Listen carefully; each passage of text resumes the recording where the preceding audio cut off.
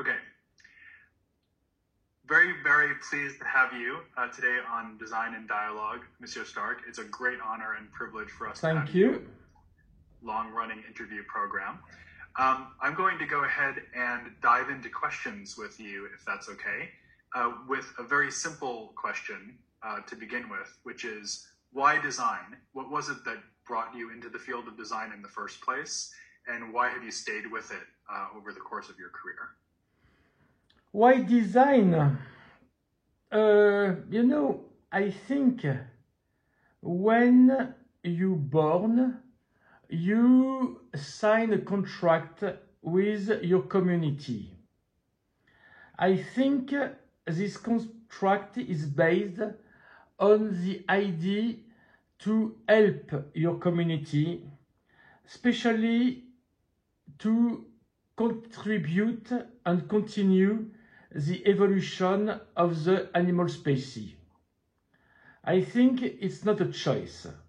After you can choose how you will help, but help or not, it's not a choice. It's an obligation. It's the only reason to live. It's the only reason to be on this earth. It's to receive from your parents a rope, take the rope, which have a certain quality, and you have to receive this rope and do it better quality, to give this rope to your children with the absolute, I'm sorry for my English, the absolute obligation to absolutely don't know what they will do with, but you have to be sure they will do it better. That's why I think all life create activity. I'm sorry for my English one more time. I shall repeat that non-stop. And it's called a job. That's why a job, a work, is just to help. I don't know. Perhaps for me it's not a question. For me, it's like this, and I cannot imagine something else. But perhaps it's not true. Perhaps it's just because I receive a very heavy religious Catholic education, which make me a fighter against any type of believing, but which have kept this idea of help and share and work. That it's a base. That's why after everything is by hazard, by luck. Me, I am a little Asperger, very little Asperger, which was difficult when I was young, before I find the way to survive, to live with. But when I was young, I was completely out of everything. A little like now, you know, I'm always out of everything. Now I speak from a mountain, lost in the middle of nowhere, like always, and I don't go off my home since months. But when you are young, you want to live. For me, not especially. I was not very interested by life. I have a little Einstein notion of life, where nothing is important because nothing exists. That's why who cares? And I have never had deeply the feeling to live. I don't know what is really the difference between life and death. I am not interested by life. I am not interested by death. I am not scared of life. I am not scared of death. That's why I was very, very, very alone, and we can say even more than alone. I was transparent, invisible to the other. invisible for myself and invisible for the other. And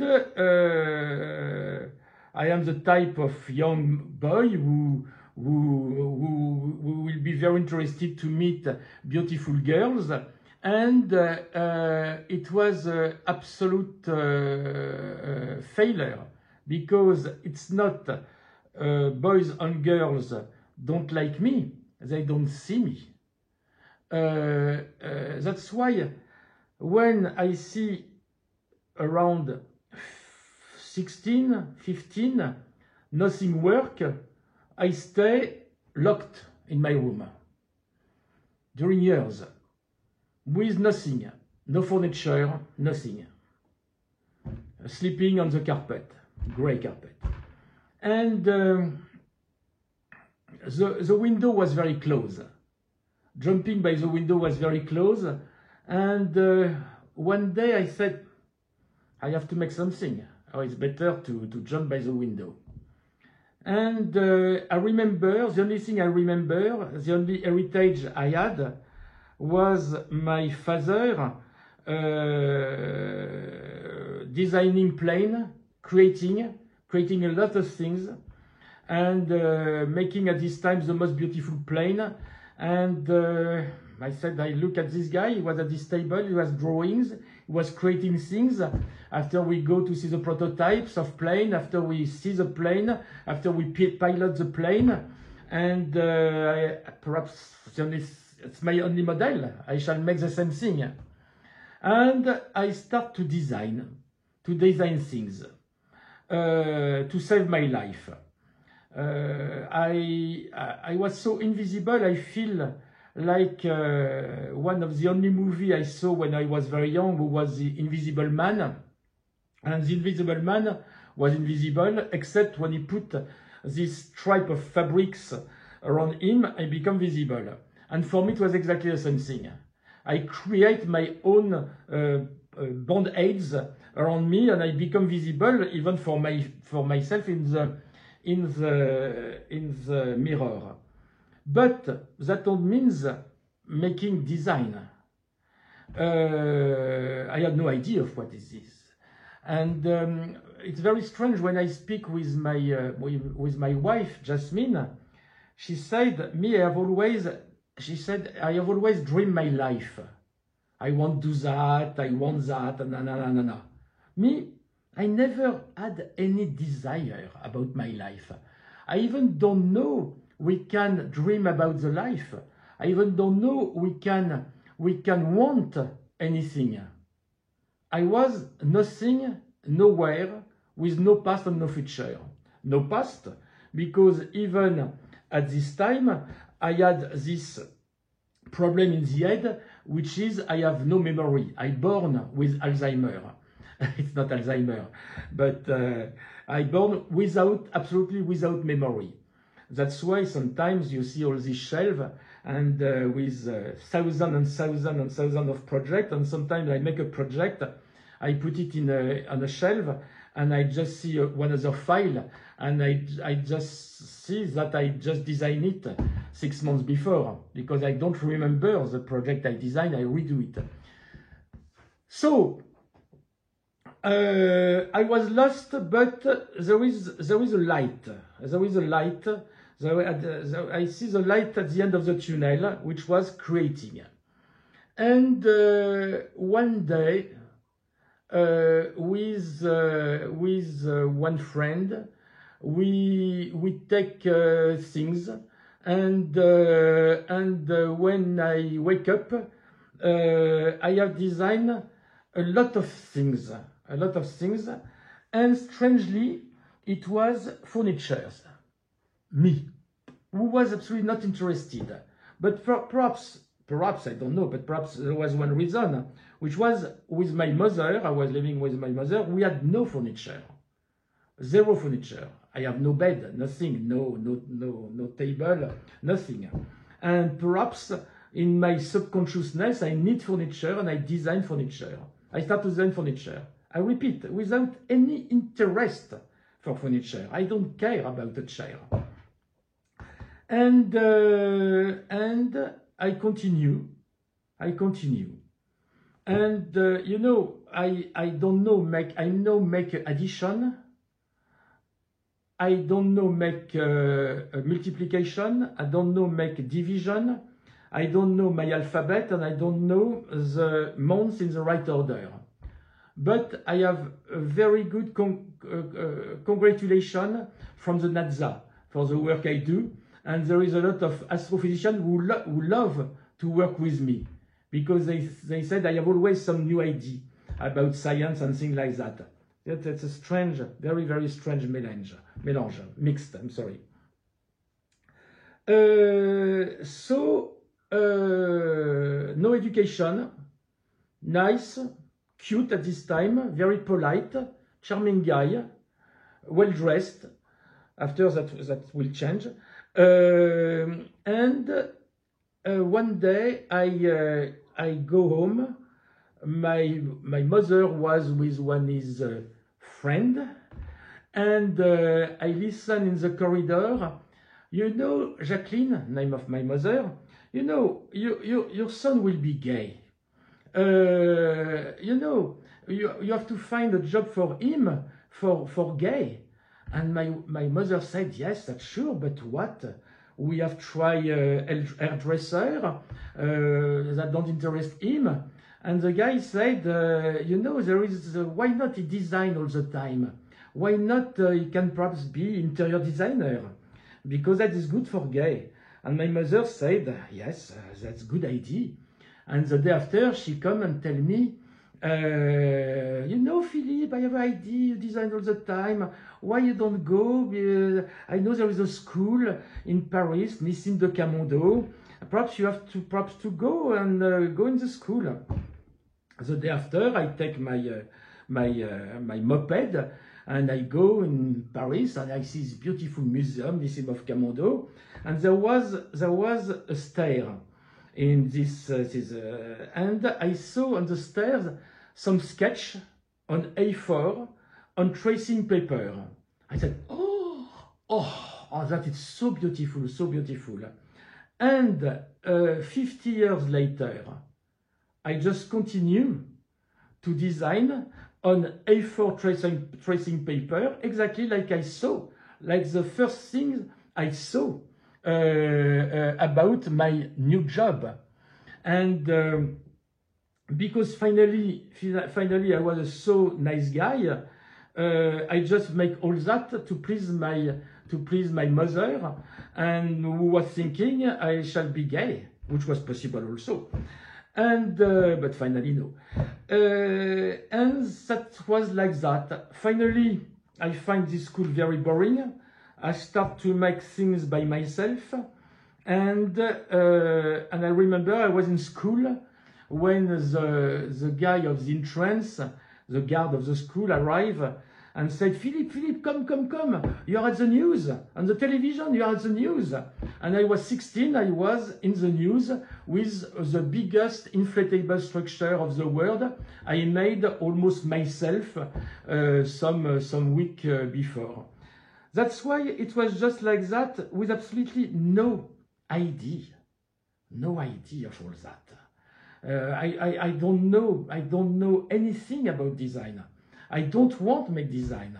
And I am sure at this time, if you ask me, you will design chairs all your life, I shall be ashamed, because it's so small to help your community.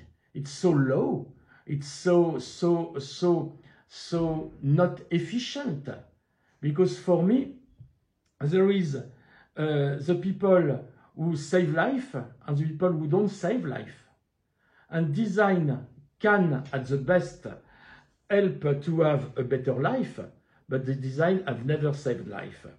That's why I continue to make this job, because it's too late, with this regret to not be a dematerialized native like the new generation. Me, I am part of the generation who think and who is still in a system where when you have an idea, this idea has to be transformed in materiality. And me, it was not what that interested me. Me, I was only interested to create ideas, concept, dream, and things like that. And that's why I have always some problem to go to a factory, to see the prototype and things like that. I'm ashamed of this because for me, the materiality is vulgarity. And me, the only thing I love, not for me, definitively, it's too late and it's a failure, but it's elegance. Elegance of the spirit.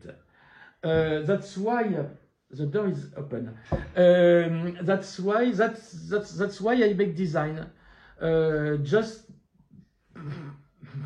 for some reason, just by I cannot say by luck. I can say by luck because it's not a luck, because really I regret perhaps it was possible to make something more important for the community, but also perhaps not. Perhaps I am at my level of competence, and in this case it's okay. And but also this guiltiness obliged me to work a lot, to work very seriously, to work very concentrate, and to try to inject the maximum of intensity, the maximum of intelligence, when I can, because I am not intelligent, to everything I do, to try to rise, to upgrade this materiality I despise. So, thank you very much for that extremely personal narrative of what design has meant to you. It's extraordinary to hear you speak about it. It strikes me that design today is a very different thing from what design was when you became a designer as a teenager. Sure. And of course, you have had a great deal to do with that. You have been a transformative figure for design. So the next thing I want to ask you is, what was design when you began? What is it now? And what do you think it will be in the future? What was design? It was at this time, before the Third War, it was for fabulous Italian designers, produced by 4 fabulous companies, and bought by 400 rich people. It was that, and nothing else. And when you was French, that absolutely don't exist. When I make, for some strange reason, the interdesign of the Élysée Palace for the President of Republic, François Mitterrand, I designed a lot of furniture paid by the government to give to French producers a free study to start industry of design, of contemporary design. Nobody wanted. Everything go to Italy. Because finally the last one, the only one who was a little interested, who disappeared since this time, show my drawings, and they said, oh yes, but yes, no, Philippe, you know, we love you, you are a really charming guy, you have always a lot of ideas, but everything you show us, it's very nice, very beautiful design, but that will never exist. That will never exist. It's impossible to make something like that. It's impossible. And finally, all these designs are the bestseller, still the bestseller today, by Cartel, by Driade, by Floss, and things like that. That's why it was really impossible. Design was not existing except for these 4 people in Italy. It was a fight. It was a fight, and it was a fight to eat, because at this time I was something 20 to 25. At 25, I was with the first mother of Ara, my daughter, and we was living in like in a movie, in a room under a roof with no heater, no water, no toilets, with nothing, with a mattress during years, and that's why I don't stop. It was because, for the reason I explained you before, I don't know make something else. It was the only thing I know to do. And one day I meet a guy on the sidewalk, an Italian guy, who had the first design shop in Paris. And I was looking at the furniture like that. And he told me, what do you do? I said, me, I try to make design. I try to design. And what do you do now? I said, but you know, it's fun because I take all my drawings and I go to sell it because I need money to eat for a famous fashion designer who will buy it for him.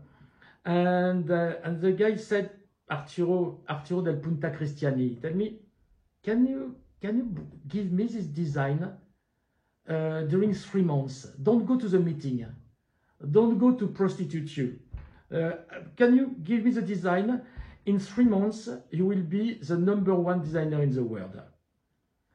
And 3 months later, Arturo del Punta Cristiani had shown all the design to different company, and I become what I am today, just because one guy on the sidewalk. That show you, I explained you these personal things to show you what was the design.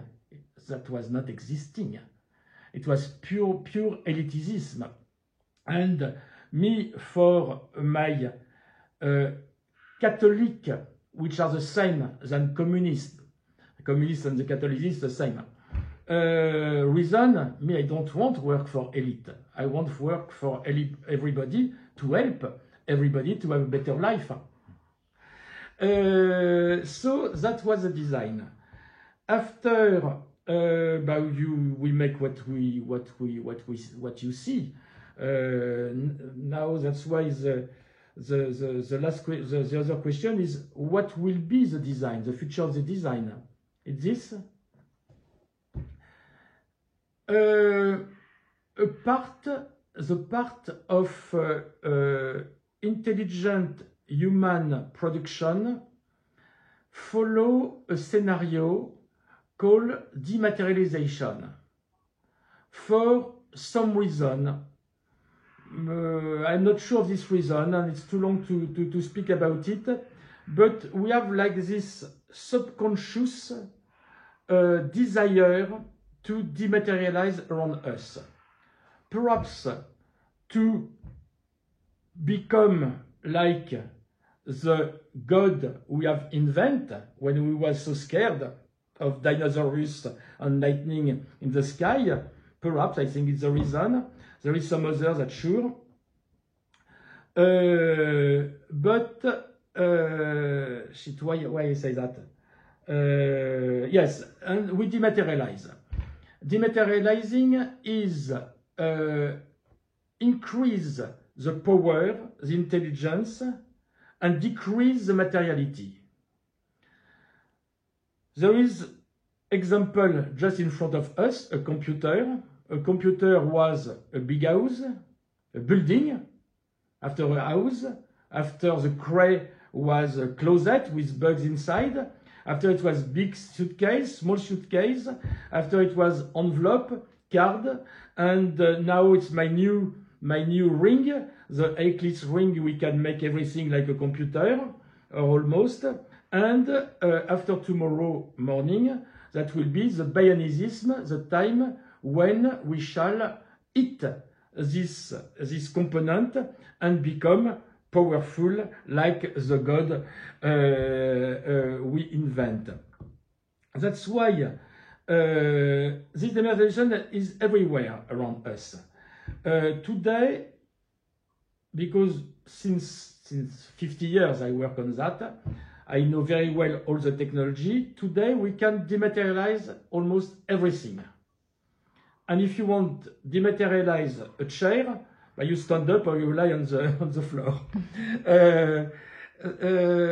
That's why the design was invented at the design is a child of the 19th century, especially 19, which is the century of industry. We create the steel, the steel, stainless steel and things like that, or the metal of quality, which give us the possibility to make a train, to make big boat, to make plane and things like that. Even plane, it's not enough heavy for the image. And the design was made to make all these theoretically ugly things nice for the eyes, to be acceptable around us. That means the design was made to make this product lovable at the beginning. After, it was just business. It was just business. It was make this product more sexy to sell more. That is Raymond Loewy.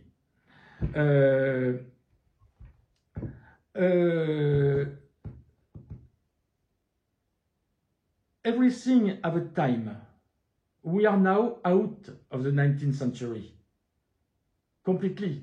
Now we are all in the virtual. That means all this object with the dematerialization will disappear. That means there is no reason and no way to design things which have disappeared, which is fantastic, which is the absolute continuation of our evolution. Our evolution never said we are here to produce materiality and to stay in our animal, our flesh of animal.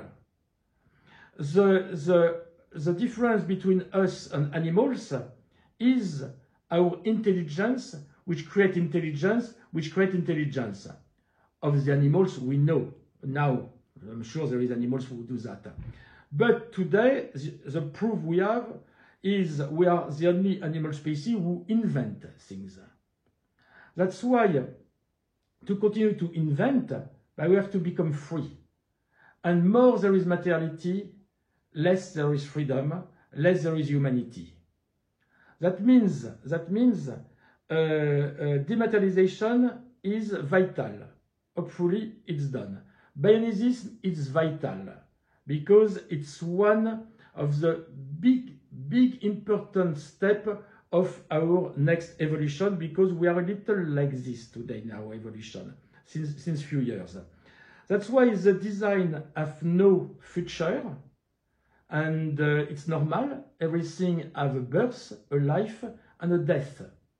And one of the biggest problem of us is when we have installed something which works, we think it's forever. Nothing is forever. Fashion, it's new, and that will die in the next years. Design the same. And psychanalysis, it's almost death. Now electronic imagery replace all that, hopefully, for people. And that's why the next designer is the coach, the gym, the dietitian, the doctor, and that's all. And when we shall be completely free, naked in our home, without nothing in, that will give us the space for sentimental creativity and not oblige creativity. Today we create things we think we are obliged to have, which is mainly not fake. But after, when everything will be in our body, integrating things, that will, this empty space will be incredibly fertile to think, to be free. That mainly is the future of design, or we can say the no future of design, or the intelligent evolution of design. It strikes me that description you just gave of that future, very striking description, is strangely similar to your room when you were sleeping on your gray carpet without anything around you. And yet you've now transformed it into your mind into a space of freedom and generation. It's true. I never think about that. It's true. Oh, incredible. Thank you very much. You know, it's always, make interview or things like that, it's always boring, except when there is something intelligent to ask intelligent question. Well, thank you. No, it's true. Let me add another question, I hope also intelligent, but something I know that you're very interested in, which is the principle of democracy. So I'm not sure how this relates to the question of dematerialization, which seems like its own different version of democracy. But of course, designers of our time have inherited this modernist legacy, the idea of the design object as being a way of elevating everyday life, but possibly through sameness during the period of modernism. And I wonder what you would say about the principle of democracy, either as a political concept or as even as an aesthetic concept in your work, the idea of bringing the best possible things to the greatest number of people. Is that important to you, and how do you think about that as a value in your work? But you know, it's all my life that have to be a little important. I am not completely stupid. Democracy, it's just a humanity, like we said in French, une humanité, or a philosophy, or even we come back on something religious. I think when you are enough lucky to have an ID, if you are enough very lucky to have a good idea, you have a duty to share it with the maximum of people, with the possibility of the project, of the way to do it, of the things like that. I don't say you have to produce things cheap, but you have to decide to try to do it for the maximum of people with the maximum of quality at the lowest, at the right price.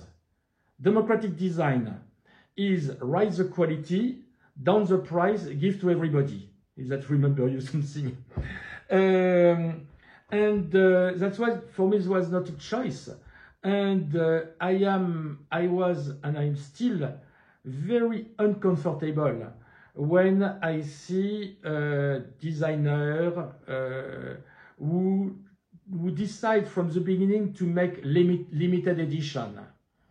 To decide to make things very, very costly. So costly, you know, only 5 people in the world can do it. Because first, it's against all my humanity, and also, it's too easy, super easy. It's that don't even need the reason to wake up the morning, because with a lot of money, please to 10 people in the world which have a lot of money and sometimes no culture, you can do that sleeping. When you need to make, when you decide to make a good product with a long life, with all the parameters of sexuality, politics, ecology, economy, and things like that, enough affordable that almost everybody can buy it on the earth, I can tell you, it's a lot more complicated. It's a lot more easy to make one object at $1 million than 1 million of objects at $1. Definitively. And that's why it's fun. That's why it's fun. Because because at the end we can say what we want, but at the end, everything is playing. Everything is fun, have to be fun. Me, I work, you cannot imagine, 14 hours by day, every day, alone, like a gaga. But if I have to say the real thing, it's not a work. That can be a drug, that can be a mental sickness, but before everything, it's playing chess all the day with yourself. Every day, I design a big project. Every day. That means I wake up early, I go to my table here, and I have a white paper, not a computer, the same A4 tracing paper, and I said, I shall do it. And I do it, completely alone, from scratch. And it's so fun, because the way, that process, and at night, when it's finished, I go to see my wife, who have another office somewhere in this huge house, and I give her the file to send to the team everywhere in the world, or mainly in Paris, and I said, can you look at it? And she's a good wife. She loved me, said, oh my God, so beautiful. Wow, my God, it's complicated what you do for the NASA, and this new hull for boat, and this for the plane. Wow, it's super complicated because I'm very good engineer. And I said, you know, I have not think 1 second. Not 1 second. And it's true. And I am astonished of myself, because I have spent 12, 14 hours completely somewhere else, playing in X dimension, seeing things, just print on the paper, and no thinking. And that scared me. It scared me, that's why after, sometimes, when I have time, I check, I said, it's impossible. I cannot do that without thinking. And I do it without thinking. That's why it's fun. That's why it's fun. And that's why I can tell you, I repeat, if you have the great luck to have this mental sickness, play with, it's better than everything else, except love. Can I ask you about the concept of abstraction? Because what you just described sounds to me like almost what it would be like to be in an abstract world, like to step into an abstract painting and inhabit it somehow, which feels impossible. You're such a strong sense of form. Yes. That I think many people would describe as abstract. How do you respond to that? Yes, but we have to take care. I think abstract, the movement of abstraction painting is not the same thing than abstraction. Like in design, the minimalism style is not about the minimum. It's not the same thing. Minimum, it's minimum. Minimalist, it's not minimum. That's why abstraction for me, it's my life. I live in abstraction. I know nothing about real life, and I have no choice to be out of abstraction, but also I don't want to be out of abstraction. If you go to the painting, I don't like abstraction. Absolutely not. I love figurative, and my two best painters in the world are, and my wife just offered me one 2 days ago for my birthday. I'm very happy.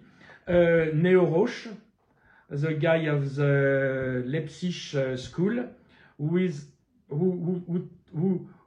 opened door in the mind with beautiful story, and Gérard Garouste, the French guy, who is very close. Both are very, very close. And I have a collection of Garouste. I have a collection of things like that. And you don't look at painting. You feel the painting. And me, when I have painting on the wall, in this house, we have a lot of painting because it's an old house and we have walls, and the other, everything is in glass. It's not that. And I don't stop to look at my painting. But I feel it, and all these paintings are not paintings, they are doors. They are doors. Neo Roach, Gérard Garouste, David Rochlin open the doors, and me, I go back to abstraction. It's doors to abstraction. That's why I am not this type of guy who will appreciate blue Klein like that, or what is the name of the other? I don't remember. For me, that is purely cultural. It's culture, because to know to be interested, you have to know it's important, because it was made in the 53 in this type of movement and that. It's purely cultural. I am absolutely not interested by culture. I am interested by creativity. I am interested by future. I am interested by us, by life, but not by culture, because culture, it's too small, too light. It's not durable, because culture have an important relation with trends. This painting is at the top of the trend, this painter, and this one now it's this style, and this, no. It's terrible, with all the manipulation horrible which happen also. We have to be timeless. We have to be out of that, because trends, fashion, it's first incredible despite for us, but also it's too costly for the world to change non-stop. We have to have one love, one dream, one ethic, and stick on. Evolute always. Evolute every second. Evolute between the start of this conversation and the end. I have changed 100 times, and you too. We have evolved. But to change like trendy people do it, wow, what a shame! What a shame! It's that makes me very uncomfortable. You just said something that strikes me, if I may, as very non-French, because from an American perspective, we think of France as the historical capital of culture, capital of fine art, capital of fashion. And I wonder if you think of yourself as rebelling against that national tradition in some way? No, I'm not a rebel. I'm not a rebel, I'm not the time. You know, I never in my life build something positive and something negative. What I think, I dig it in myself. I shall never fight against something. I just replace it. Because the time to fight, it's the same time than to replace it. Why lose time? Definitively, I born somewhere. I born in France, I born in Paris. I saw things. I am not virgin. I am the son of culture. But it's not my tool. Not my tool, I don't use it. I know it exists, I have culture, but I absolutely don't use it, because for me, I just do it. 15 minutes ago, I was working on something.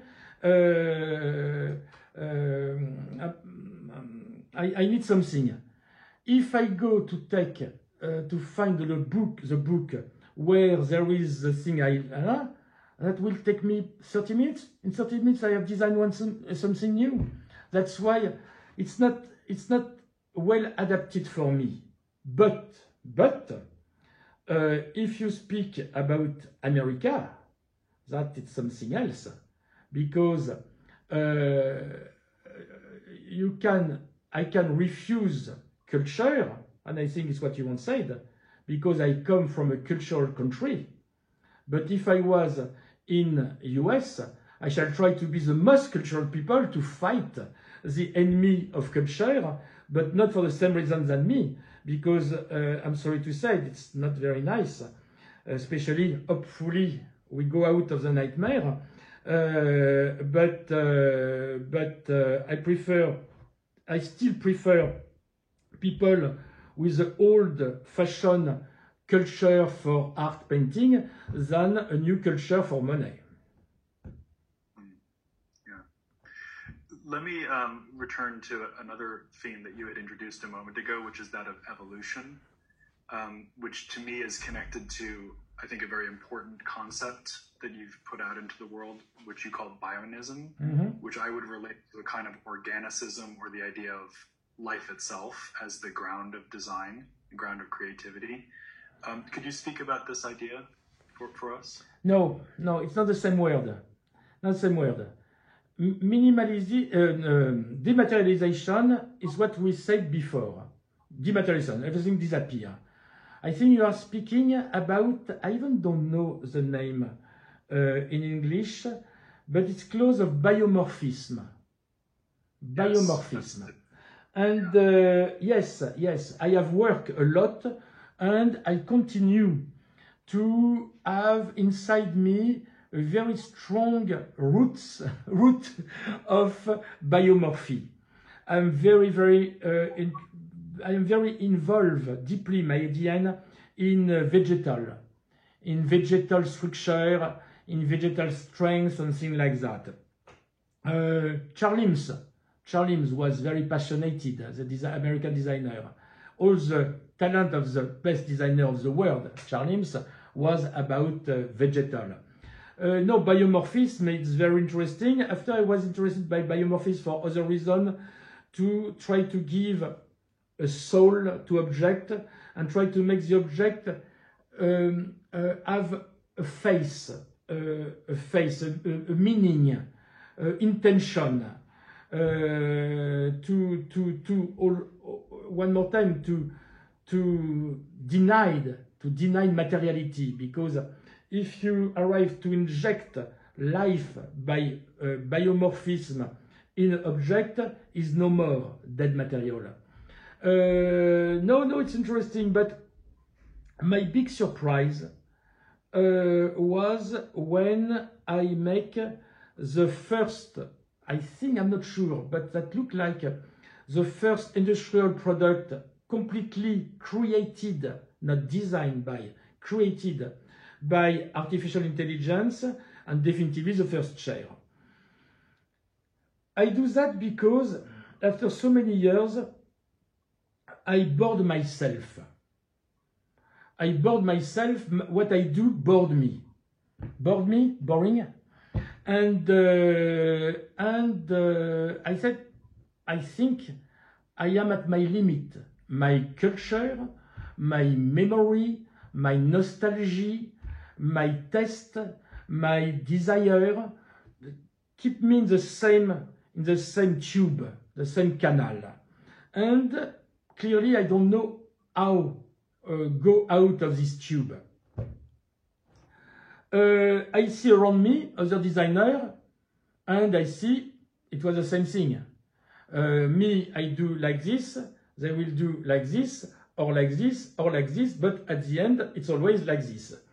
That's why I said, like the Beatles, I need a little help from my friend. It was not the same friend.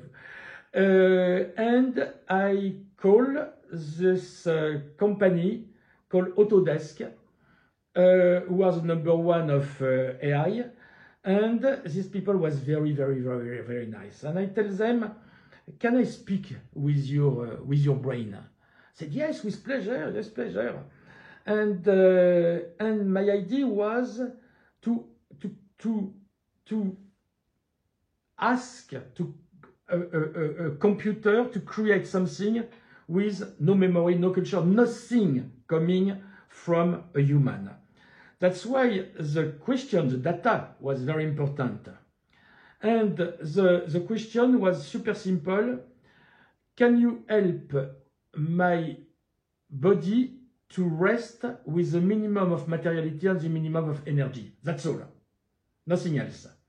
We can say it's quite neutral.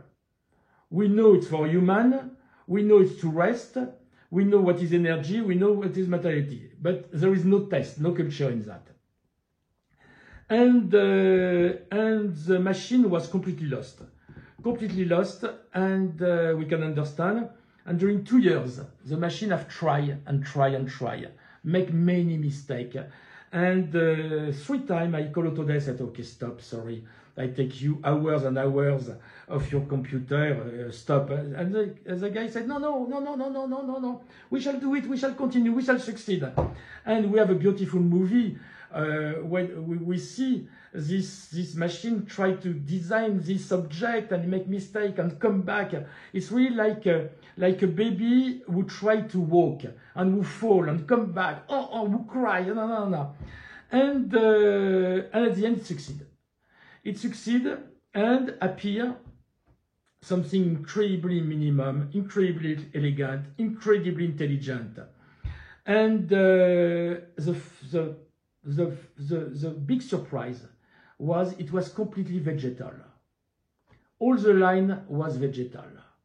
All the line can be strangely like a style, like modern style at the beginning of the century, 19th century in France, what we call the style nouille, pasta style in English, Guimard, and it was completely Guimard.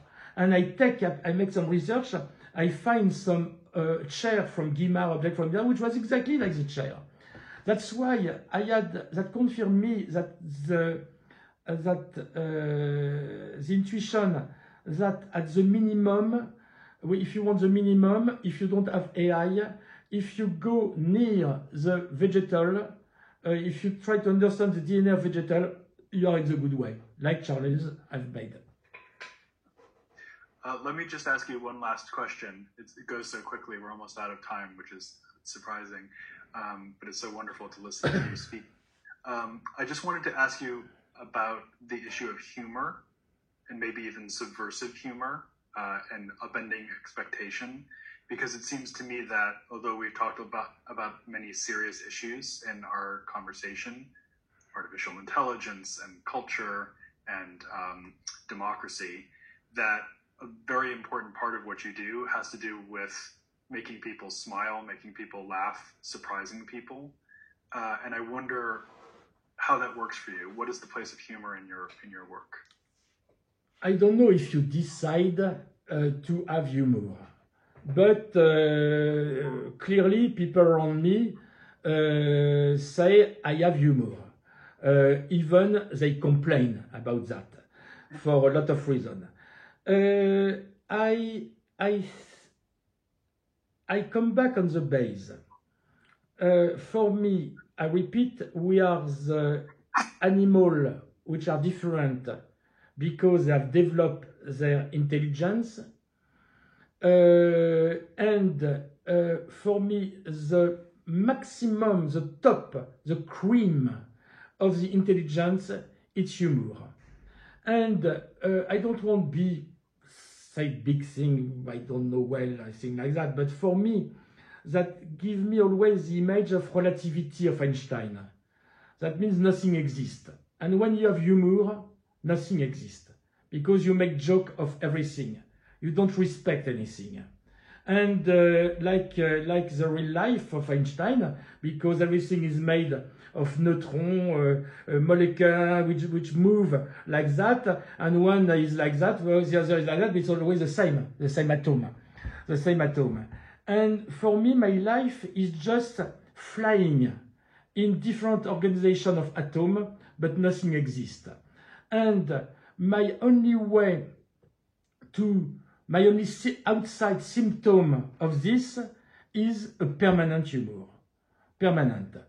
Never try to have a serious conversation with me. I cannot because I always find a different way which make me laugh, and it's my way of thinking. My way of thinking is based of nothing exists. Why not make joke of it? It's a beautiful way to end our conversation. I have to say, I think we have touched on a lot of serious matters. And it's just, it's amazing to think that tomorrow, maybe even later tonight, you'll sit down and design something new, and there's always something ahead of you, and I feel like you can't wait to get to it. No, not tomorrow, not tonight.